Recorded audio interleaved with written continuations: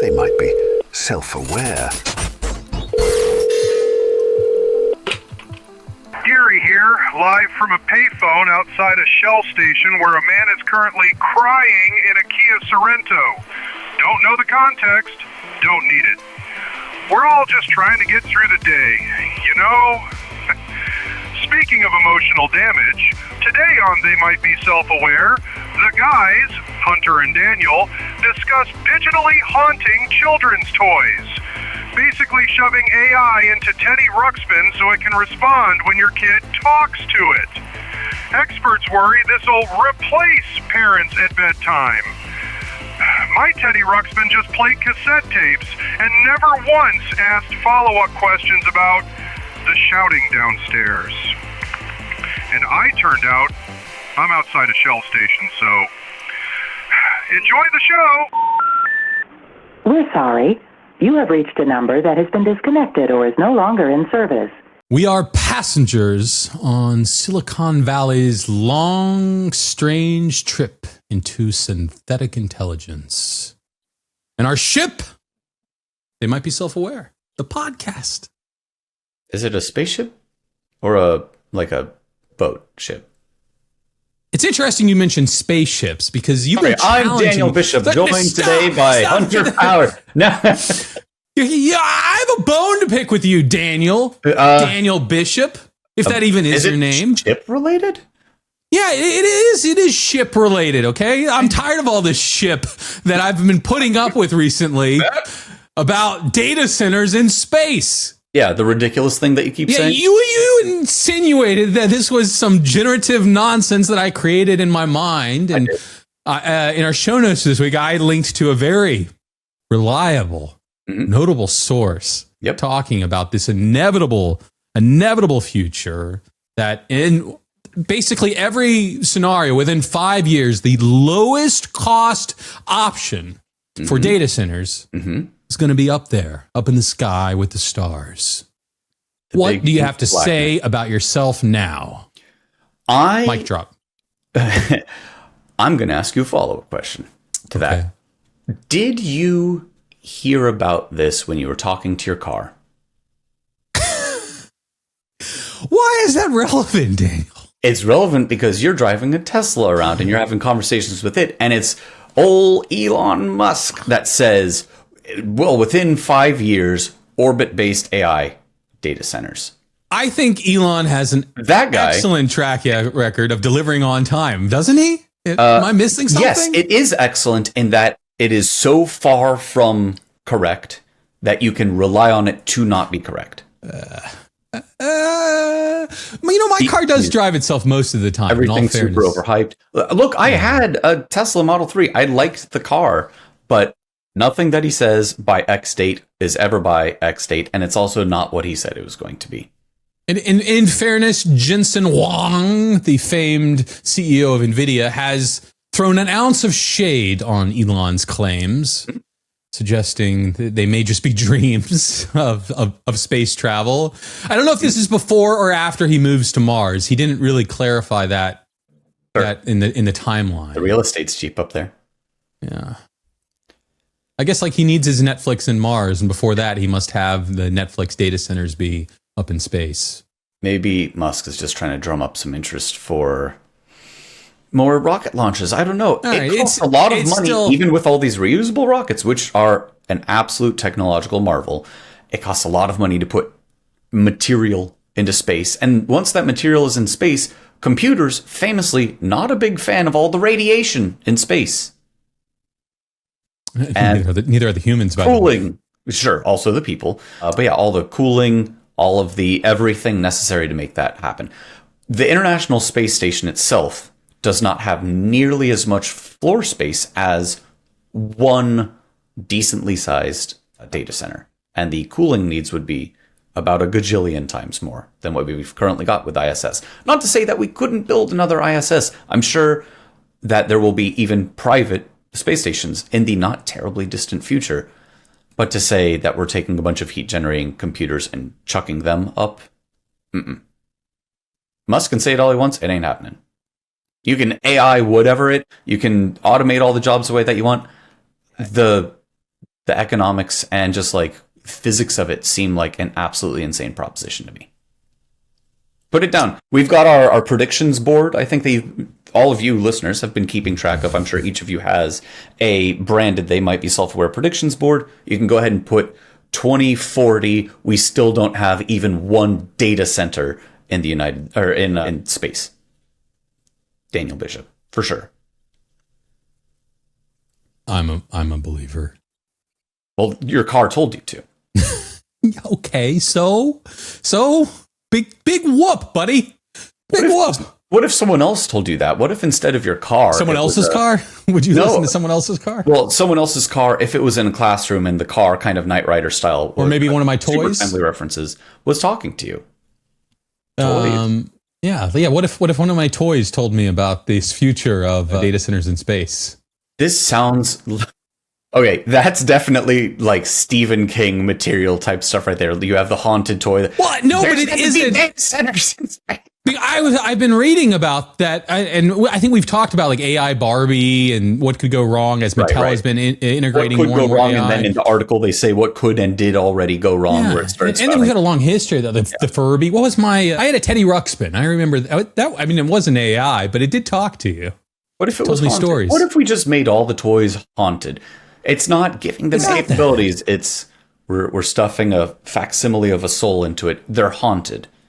Computers have large language models. That's fine, and they're tools. You put that into a toy, it's haunted. Yeah, okay, but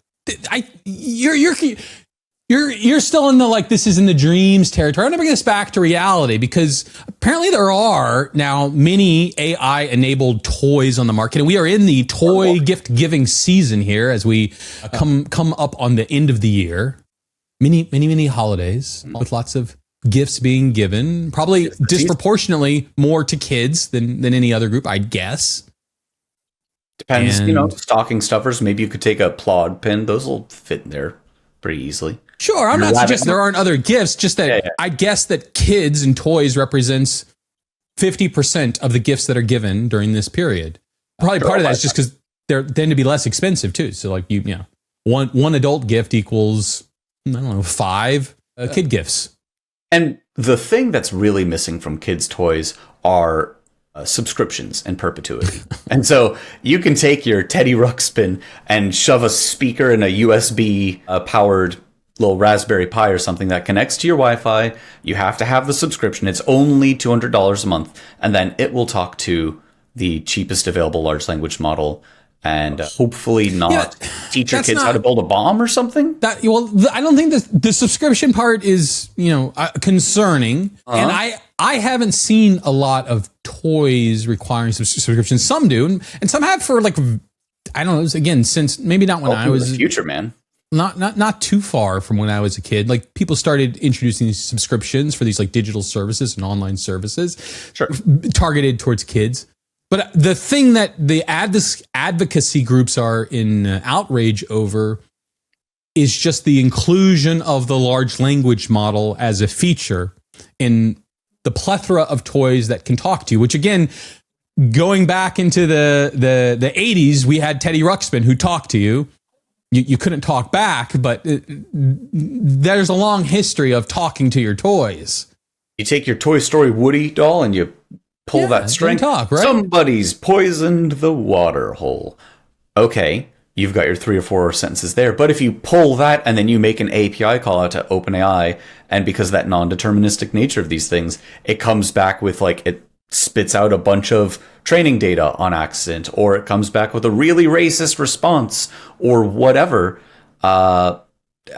If parents want to have any control whatsoever over the experience their children are having growing up, maybe a large language model powered anything is not the way to do it. And I think that's like part of the concern, which is it may say something inappropriate.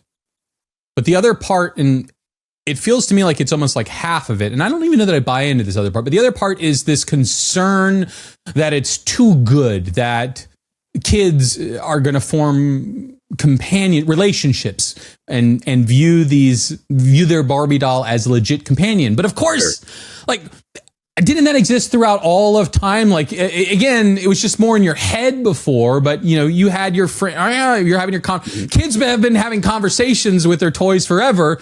But they just weren't imaginary friend anymore. Literally talking back. So last episode, you were saying that we're outsourcing our humanity.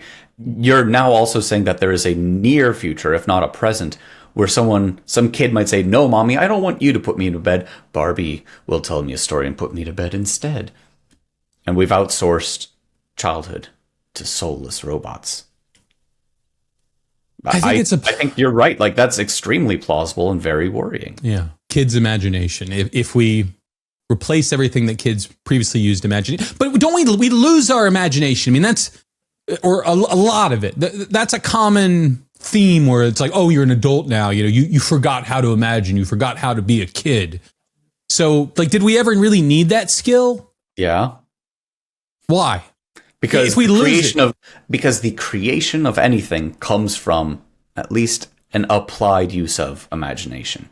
You're imagining something that didn't exist before. But is it, so again, we're not used to doing it in a play sense. Yeah, but in the general solving skills, that's imagination. You have a problem. Sure. I have an unknown space and a potential desired solution. I have to kind of draw my own path. But it is generally accepted that the childlike imagination does not exist in the average adult. Is that a fair statement? Dragons, absolutely not. No, I'm imagining the hell out of stuff. I'm not saying that you aren't. I'm saying the average person. The average person is incapable of leveraging a childlike imagination. I think imagination is like a muscle. It can atrophy if not used. But people, I don't think that there's something that is physically excised from our brain that keeps you from imagining. I realize this is an AI chat podcast. Now I'm talking about like neuropsychology type stuff. But well, no, I don't think you are, because as it relates to like these toys, just because it'd be a person interacting with a toy. Okay, let's take this into the AI worker realm and say, I have a rubber ducky on my desk. There is a thing called, for those not in the know, rubber ducky programming, where you have literally a debugging. Rubber. It could be anything. Did I say programming? Yeah. Well, both. I use it for not just debugging, but it's also not a rubber ducky. But you can have a whatever. The point is like something that you have to speak to. You are like actually verbalizing your thoughts, and here's my problem, and like by virtue of explaining it, it will help kind of get the creative juices going, the imagination going, Hunter, to the point where you can then solve your problem or help figure out the coding task in front of you, or that chapter that you've been trying to write that you could never think of the ending of, or whatever. So you're saying the skill of talking to objects that don't talk back to you is actually a valuable skill, and also the objects that talk back to you too. That could be valuable, but I do think that if it talks back, there is part of that skill that you're not flexing. You aren't the one coming up with a solution. You aren't doing the rubber ducky debugging or programming or whatever. You are asking someone for help and they are giving it to you, which is different from you coming to your own sort of like conclusions. Those are two different things, I think. So you can have the Barbie for kids or rubber duck for adults or Barbie for adults or whatever that you talk to. And then also the LLM version. Do you have any real concern? You have kids. I don't have kids. You have kids. Do you have any real concern that they're working with generative AI at these early stages might cripple their imagination? Is that a legit concern of yours? For the very reason that I was just saying. Yes, I think that if you are talking to something and then you aren't the person kind of thinking of that other half of the conversation, you aren't the person who thinks through the entire problem, you are not doing a full, let's call it a mental exercise. You're doing half of it best. And it's nice and useful to get the answers to your questions. I think that my children are very much growing up with access to these tools and that they're going to use them. My kid already knows how to talk to my like Google Home to ask for specific music or whatever. And she's seen me asking questions of like, oh, where does such and such come from? What is this? Define so-and-so. And like, I suspect that she will start to use that soon. The older one, the younger one eventually too. But like, they're different things. Okay. All right. So legit concern that, and we don't, and in fairness, we don't know. this is the beginning. We don't know what the long-term impact of creativity, if you can even quantify it. If you're playing with large language models throughout all your childhood. Let me ask the other side of that, which is how big of a concern for you personally is it that the AI might say something inappropriate? 100% worry. Okay. Like, it's not it might. It's, I know it will at some point. How much, how often, how bad. Okay. But like, it's not that much more worry than, and I do think it is more, but not that much more worry than having like just around one of my friends or any other adult nearby could say a naughty word. Sure. Or could be super racist audibly and like, oh, don't want my kid learning these things. Okay, that happens in real life. People are exposed to things that erode their innocence or teach them things that you don't want, no matter what, everywhere. That's just like, it comes with growing up. And a large language model, while I do think has the propensity to like go weirdly off rails and possibly more, same order of magnitude of worry as exposure to anyone else. What do you then think about the idea, which some people are very legitimately pushing forward, that we should be treating AI kind of like cigarettes or alcohol? You got to be an adult to use it. Yeah, you got to be 18. Before 18, in general, you're not allowed to. Sure, and drink. Not allowed to purchase it. Yeah. Again, if you're at home and your parents let you have a sip of the old Chat GPT, no one's really going to say anything. Right. But you're not doing it in public. I'm in favor of it. Just blanket statement in favor of that. As much as I find this a very useful set of tools that I use for my work, and we're discussing these things on this podcast, I think it's part of the future of humanity to embrace and use these tools, and they'll be ever more tightly integrated. I also think that social media is, generally speaking, cancer on society. Make sure to like and subscribe us, by the way, speaking of. But, your Facebooks and so ons of the world, I don't think that kids need being exposed to. And that same kind of, I don't think that kids need exposure to that sort of space. The same kind of desire to keep my kids away from it. The exact same one flares up for like, just give my kid a ChatGPT subscription. I don't think that that's a great idea. And then I do say that so the older one is getting close to 4 and she knows all her letters and is starting to like do words, which I think is really cool. There's these kid books. They're called Bob books. And they're just like the super, super, super simple, Sam sat, Sam saw a dog, whatever. Like really, really simple stuff. And they ramp up in terms of complexity. And she read through the first set, and I don't have the second set of them yet. And she started memorizing the first set. And I said, well, okay, you're not actually reading now. You're just remembering what's on the page. So I used Gemini, actually in this case, to say, here's like an example of one of these books. Can you give me something that's just as simple, that has, these kinds of sounds, whatever. And it made a couple of books. And then I had her read new material from this thing. And so that was like with a ton of parental supervision and a very carefully curated experience that did involve a large language model in like an educational journey. So I don't think that they don't have any place for kids, but I don't think kids should be the singular interface to a large language model. Were you modeling the University of Staffordshire in this? Definitely not how that's pronounced. I think it's pronounced server. Staffordshire. We should put a little bit of a British accent on it because it's technically in the old you across the pond. I should stop, man. I just can't stop once it gets started. I just watched our viewer count.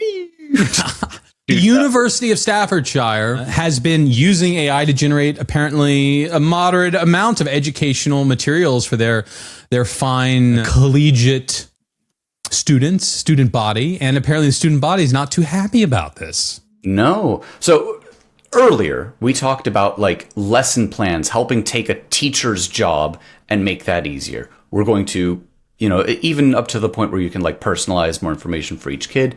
This isn't that. This is like the slides and like voiceovers for material all being AI generated, which you were kind of touching on this earlier. Like there's kind of a point at which you it's too AI generated, right? You don't mind if AI kind of helped set it up, but then a person is teaching it. Or I think the lens through which you described it to me, maybe off camera here, was like an AI generated Netflix series. You wouldn't go out and just watch that inherently. And AI, well, it's more than that. AI worse. This is sort of like a separate thing, but maybe it relates to this too, that I have an aversion to purely AI generated content. If I know. Even Hunter has its limit. When you tell me I'm dismissive of it, well, I don't really care then. No.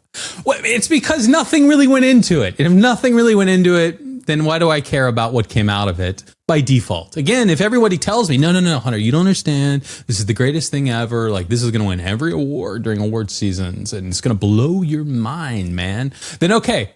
But if it's average, like I guess I already have enough average, and not just like I'd much rather see the humans average than the computer's average. There's a stink around it. Maybe that's so a line was crossed with the University of Staffordshire. I think so. Well, there is also because the students are paying, right? Like you're paying to go to college. And the idea that... so they said, literally, we could have just asked... This is AI slop, yeah. Well, I could have spent $19.99. They're not wrong, by the way. Slop. It's not slop. It still is true. Useful because the university presented. Was very clear, like, hey, we followed all our academic standards here, and this material meets it. We're teaching the right information. It just happens to have AI-generated slides, AI-generated voiceovers, a teacher who's just reading an AI-generated book over in the corner is like, yeah, no, I'm still teaching. I have tenure. You can't do anything. The real problem is tenure. Yeah. Tenure and a ChatGPT license. Right. So I think that's really interesting because I've kind of talked of this dream of like education completely done by an AI, but especially to those who can't afford or otherwise have access to it. But it seems the more resources you have, the more money and like first world presence that there is, you have different expectations where even if you have more material that could be made and more tailored and so on, people want to be taught by people. Yeah, it's interesting. Let's imagine we had two universities, and one university is very clear that all of our educational material is generated by humans and by the faculty here, and we don't leverage AI to generate any of our presentations and books, etc. Of course, you're allowed to use those tools as part of your studying, but the material you're being taught is human sourced. And the other one is, we leverage all the latest AI, and most of the presentations you'll see, like they're probably like 90% AI generated, all the latest tools. We update all the time. Which one do you want to go to? I'm strangely leaning towards the human one rather than the AI slop. And even if it's not slop. Cost? Well, I think that's part of it because education is really, really expensive these days. If it was wildly cheaper. Yeah, but it goes back to that. Well, it was $10 a semester. Yeah, maybe more people would say, "I'll take the AI version." Right. If you can still get, and like it comes down to, can I still get a real diploma at the end? Is this going to? Because that's what much of what many people are going to university are for, right? I want to get an education that doesn't just expand my horizons and also get me into cool frat parties and also the other aspects of the college experience. But that paper that I get at the end that I paid all this money for will be my entry ticket to a bunch of high paying jobs, is at least the promise. I told a professor that once, by the way, more or less verbatim, that I am only here for the piece of paper at the end. And I don't really care what you think, only that you give me a passing grade. He loved that. It did not go over well, Daniel. But I was like, why can't we be truthful? Why can't we be honest? Why do you need me to pretend that this is important? I think it was a William Shakespeare class or something. I was like, I'm just here to get the passing grade, buddy. I don't care. I really don't care. Someone who dedicated their life to making this is available. The Bard. Yeah, I'm going to help enrich people's lives by ensuring that they know more about this. And you say, I'm good. I'm good, man. I'm good. Just maybe take a different gen ed class at that point is what I would say. I need the C+. I need this credit. But no, I don't actually care. You didn't even say that in iambic pentameter. No. And I think he threatened to bring me to like the student council board of ethics or something. I was like, do it. Let's do it right now. And he dropped it and he gave me my C+. I think the point is that Hunter shouldn't be in charge of these. Oh, I don't know. Yeah, I don't know. I don't know. Like we if it came down to, let's suppose that you have AI University and Harvard. Let's use, one of the canonical alleged best universities out there. It's one of the, I'd say one of the most prestigious in the world, right? Sure. There are other ones. If you don't like Harvard specifically, replace it with Dartmouth or whatever. But it's an Ivy League. It's Harvard. University of Staffordshire. Sure. Yeah, most prestigious one up there. You've got prestigious real university here, and then Hunter Powers' AI University, both of which can get you a diploma. Yeah. And let us suppose for a moment that your reach in industry, whatever industry you choose, is exactly the same. One of them taught by people that did everything. There's no AI used in it at all. And one of them was completely done by AI, but in a very personalized way. You are getting material that at least supposedly is finely tuned to make sure that you learn the most about each of the courses that you take. And it costs 1/10 as much. Which would you go for? You, Hunter, and then also you, the audience. Make sure to let us know in the comments. There's a couple things going on here. So first, I think a big part of college, why should you go to college and should you go to college today? For me personally, going to college was as much about just maturing as a person as it was about the material that you learn. Probably same here. Yeah. Yeah. And so you're going to miss out on that maturing part to learning. No. You're still going to the buildings and there just happens to be a robot or no robot. It's just a screen. But it's there are people present in the simulated. class. I can put on my MetaQuest social study groups. Yeah. No, I'm saying that this is all VR. I'm saying a completely in-person university that just doesn't happen to have human teachers or human-made lesson plans. You still get the college experience. There's the quad and everything. The guy with the slackline that's out there every day. Then if I'm paying, I'm going for the cheaper option. And so, yeah, as long as it has, again, the strong accreditation. And by the way, I did some of that sort of because I participated in the Georgia Tech online master's program, which was one of the first ones that would give you a master's in computer science. Georgia Tech's a top 10 computer science grad school, but it was ridiculously cheap. If you went through there. Now, again, this wasn't AI generated, but it was, you're a lot cheaper because there's not that same overhead. Yeah. And my employers paid for it too. So it was effectively free. And I could have gone to, I'll pick another one, Carnegie Mellon. That was another school that I was really interested in grad school, but that would have cost me, $25,000, $30,000 a year versus effectively free. Both top 10, Carnegie Mellon maybe a little bit higher, but both top 10 computer science grad schools. I chose the one that was basically free. Well, I suppose you heard it here first, folks. Education is dead. Just take the online class as long as it gives you a slip of paper at the end. You get the slip of paper, but you also college is about this piece of paper, but it's also about the maturing and it's also about those connections that you make with people, which I think is much harder it's all automated. I didn't really get all that from doing we did some group projects, but it wasn't the same.